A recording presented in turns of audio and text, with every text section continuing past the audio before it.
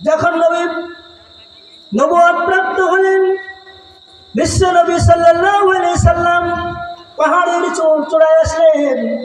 গোত্রকে ডেকে ডেকে বললেন, ও আমার চাচারা, আমি এমন একটা কথা বলবো, যে কথা তোমরা আজকে তোমরা স্মরণ করবে সেই দিনটা, আর এর পরে তোমরা ঈমান আনবে। সমস্ত গোত্রের এক জায়গায় হলো। বিশ্ব নবী সাল্লাল্লাহু আলাইহি সাল্লাম পাহাড়ের চূড়ায় দাঁড়িয়ে বললেন, আজকে আমি এমন একটা কথা বলবো, যে কথা ইতিপূর্বে কোনোদিন শুনে নাই। আমি নবী সাল্লাল্লাহু আলাইহি সাল্লাম এমন একটা কথা বলবো, তোমাদের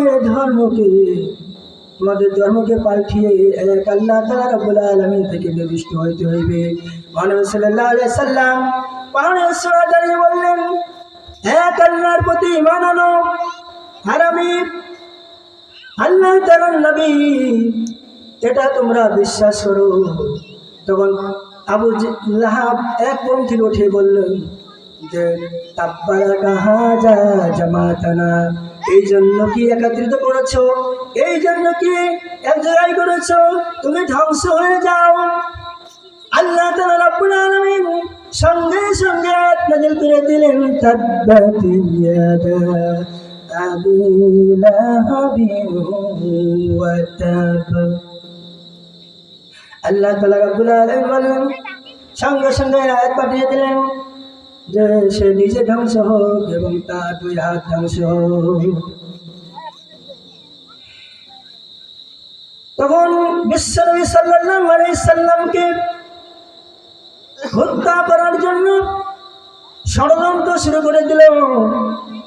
গভীর রাত্রে পরামর্শ করল, বিচার ডাকল বড় বড় নেতারা, যে কিভাবে নবীকে হত্যা করা যায়, মুহাম্মদকে হত্যা করা যায়, তাকে চিরদিনের জন্য বিদায় করে দিতে হবে।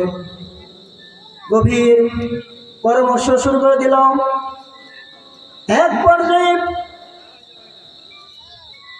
বড় বড় গোত্রেরা এক জায়গায় হয়ে যখন পরামর্শ করলো, মুহাম্মদ সাল্লাল্লাহু আলাইহি সাল্লামের ঘরের দিকে আসলে বিশ্বনবী সাল্লাল্লাহু আলাইহি সাল্লাম আবু বকর রাদিয়াল্লাহু তাআলা আনহুকে বলে রেখেছিলেন যে হয়তোবা আজকে আমাদের পলায়ন করতে হইবে, কারণ কাফেররা তারা ষড়যন্ত্র করছে আমাদেরকে হত্যা করার জন্য।